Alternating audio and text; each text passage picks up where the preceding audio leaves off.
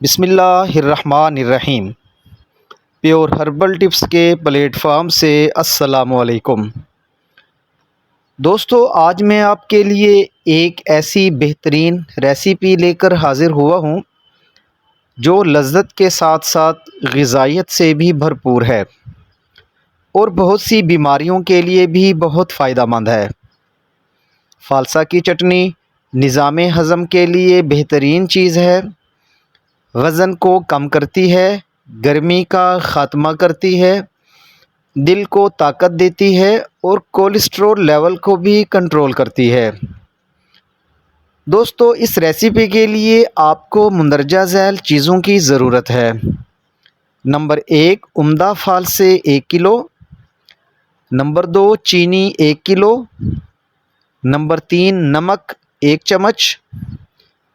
Number 4، لال مرچ یا کالی مرچ پسی ہوئی جو آپ کو اچھی لگے 1 چمچ۔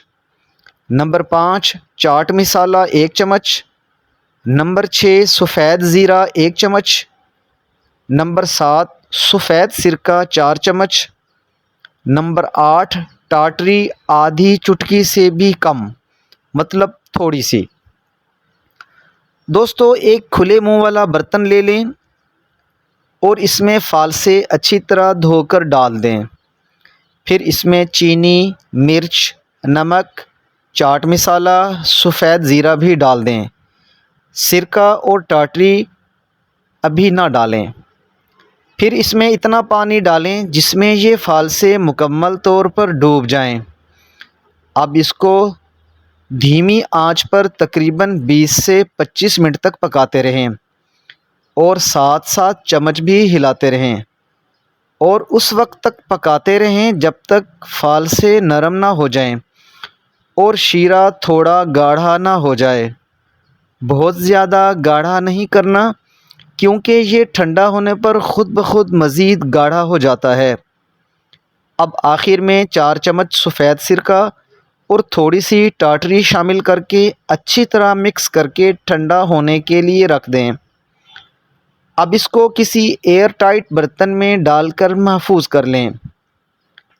اب آپ اس کو 4 سے 6 مہینہ تک استعمال کر سکتے ہیں۔